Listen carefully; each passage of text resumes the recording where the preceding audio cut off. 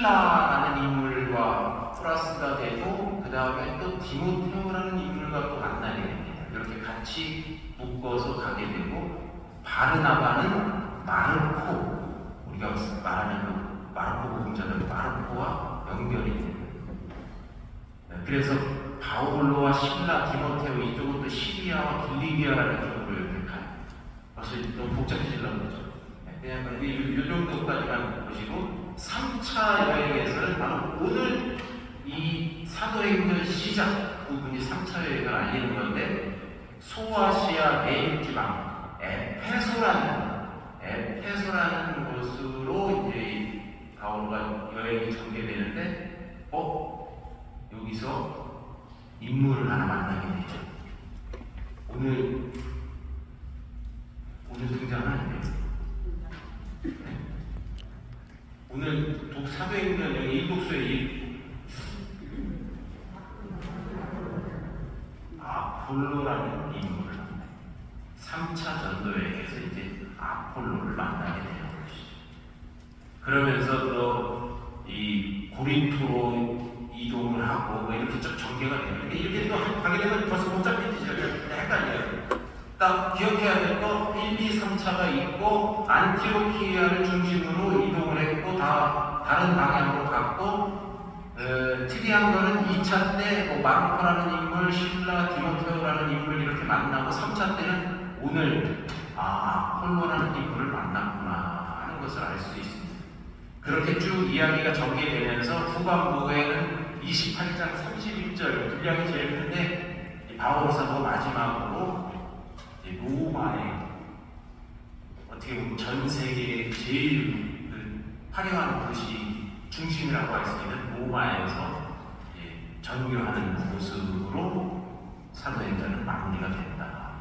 이렇게 좀 개념을 갖고 계시면서 이제 오늘 독서를 중심으로 좀 보자면 바로 이렇게 나오죠. 안티오키아에서 얼마 동안 지낸 뒤 바울은 소아시아 내륙지방으로 제3차 전도여행을 떠납니다.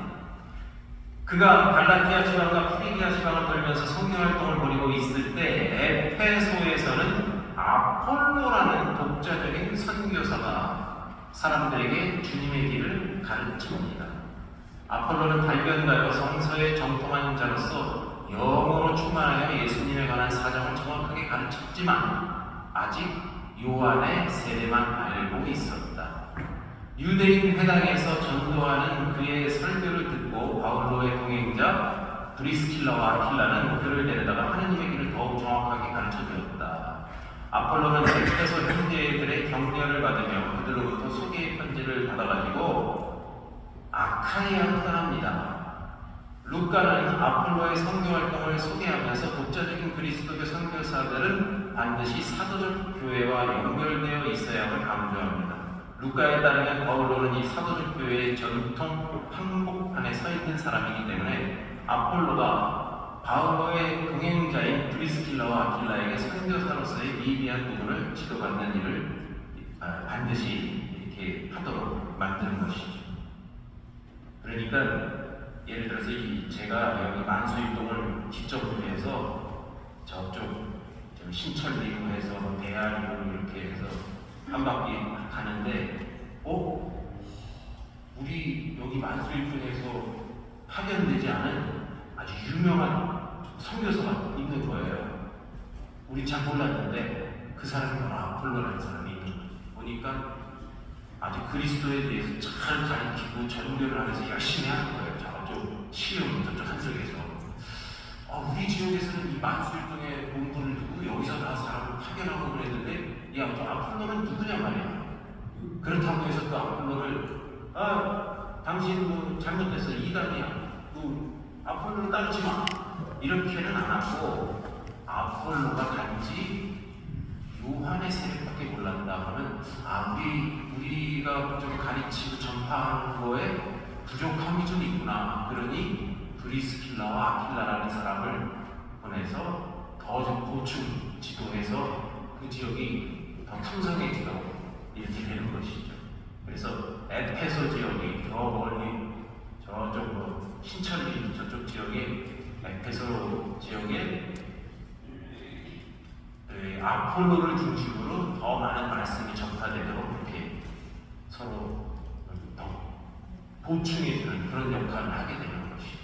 그러면서 제일 권위 있는 여기 만수일동에서 출발한 이 바오로 사도를 중심으로 해서 같은 교권하고 일치할 수 있도록 괜히 갈라져 나가거나 잘못된 것을 가르치는 것이 아니라 여기 이 본사에서 지시 내리고 가르쳐주는 것과 일치할 수 있도록 하는 것이 그런 것을 소개해 주는 것이 바로 오늘 이 사도행전의 말씀인 것이죠.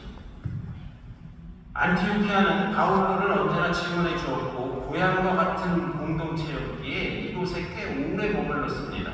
바울 사도가. 왜냐? 출발점이 다 어디예요?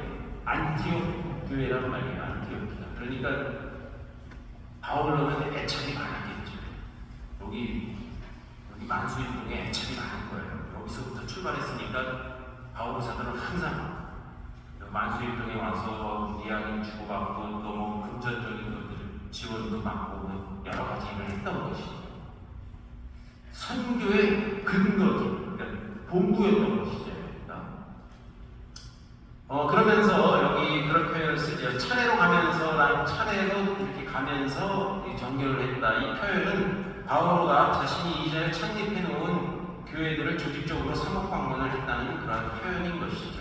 여기를 중심으로 우리 이렇게 갈라져 나가고 커져 나가는데 저쪽 만수육동, 모래내, 이쪽 서창동 거기를 다 이렇게 한 번씩 돌아보고 잘 되고 있는가 이런 거를 바오로 사도가 봤다는 것입니다. 그것을 3차 전도 여행의 특별히 이 누가는 우리에게 자세하게 설명을 해주고 있는 것이죠. 이 사도행전 15장이 처음으로 바울로가 포함되지 않은 아폴로 일화가 등장하는 겁니다. 오늘 아폴로 이야기가 나오는데요.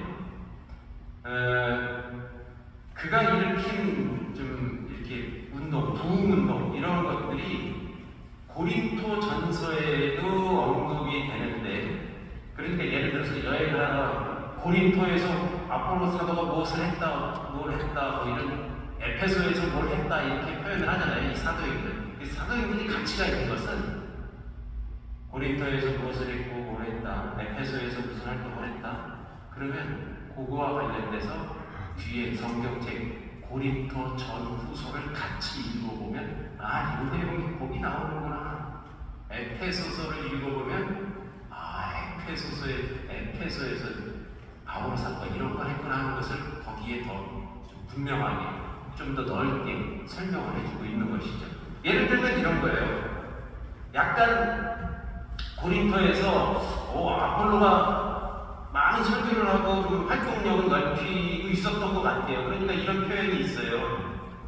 고린토 전서에 보면 이 바울 사도가 나는 심고 아폴로는 물을 주었습니다. 그러나 자라게 하신 분은 하느님이십니다.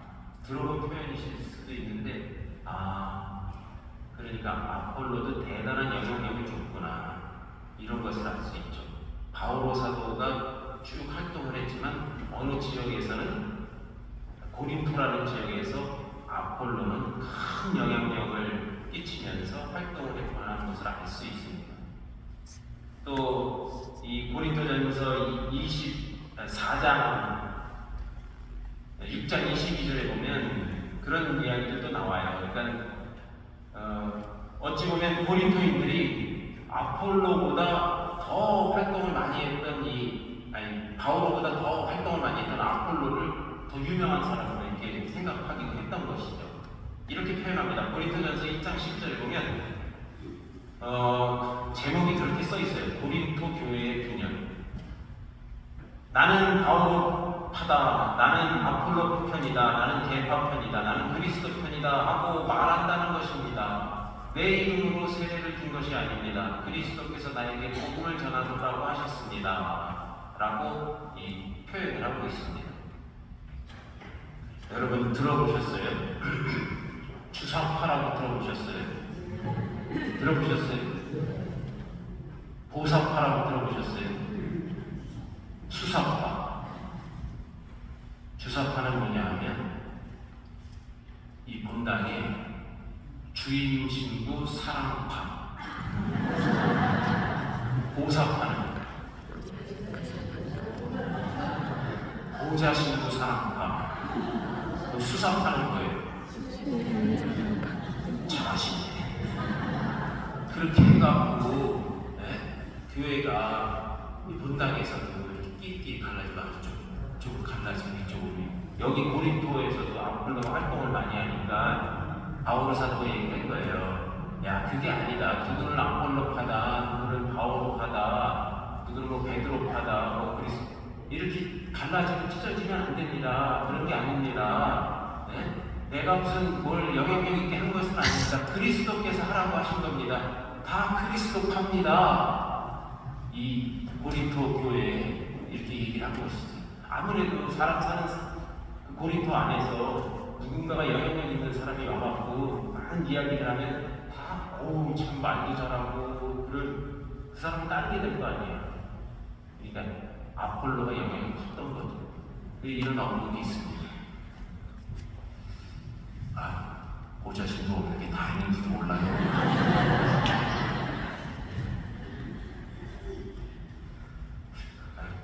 졸던 분들 다 떼셨네. 이해가 되시죠? 그러니까 이게 뭐 그리스도파다거나 이 고린도전서의 이야기가 이제 그런 이야기죠. 모르겠어요. 이건 저의 이야기, 제가 이해한 건데 여러분들도 이렇게 이해할 수 있다는 것을 알려드리는 거니까. 그래서 바울로는 이 아폴로라는 오늘 우리 사도행전에서 들은 이 인물에 대해서 저 사람 우리 본성에서 파견한 사람도 아닌데 저 사람 안 돼. 이게 아니라 같은 협력자여 동업자로 그런 의식을 갖고 아폴로를 존중했다 하는 것을 알 수 있습니다. 네, 정리를 해보겠습니다. 오늘 말이 길어졌는데 그렇습니다. 만남과 이별, 또 다른 만남, 이런 것이 우리 인생에 있어서 계속됩니다. 교회도 마찬가지죠. 이 신부가 몇 년 있다가 또 다른 신부가 오고 마찬가지입니다. 또 공동체의 성격도 가만히 있지 않습니다. 살아있는 공동체 변하게 돼 있어요. 조금씩 변하게 됩니다. 또 지도자의 자세, 여기 구역장님 계시고 또 프레시디움 단장님들 계세요. 내가 리더로서 지금 우리 프레시디움 성격을 어떻게 갈 것인가, 다른 프레시디움과 어떻게 비교를 하면서 갈 것인가, 우리 구역과 다른 구역은 지금 노선을 잘 맞춰서 가고 있는가, 우리는 뭐 아폴로파고 저쪽은 바울파고 이렇게 갈 것인가, 그리고 선교의 방향은 어떻게 할 것인가, 그리고 무엇보다 그리스도 안에서 일치와 협력, 사랑의 공동체를 이루는 것, 이것을 이 사도행전은 장황하게 이렇게 설명을 해주고 있다. 구역 반장의 활동과 본당과의 일치, 본당 안에서 이 본당 본부에서 저희 구역에서부터 저 18구역까지 펼쳐지는 그런 연계, 이런 것들을 함께 묵상해 볼 수 있겠죠. 더 나아가서는 바티칸과 교구와 본당과 공동체의 일치. 오늘 바오로 사도의 3차 여행을 이렇게 쭉 보면서 또 아폴로라는 인물을 보면서 우리가 그리스도 안에 한 마음으로 일치하면서 올바른 방향성을 잡아가는 것을 길게 말씀을 드렸습니다.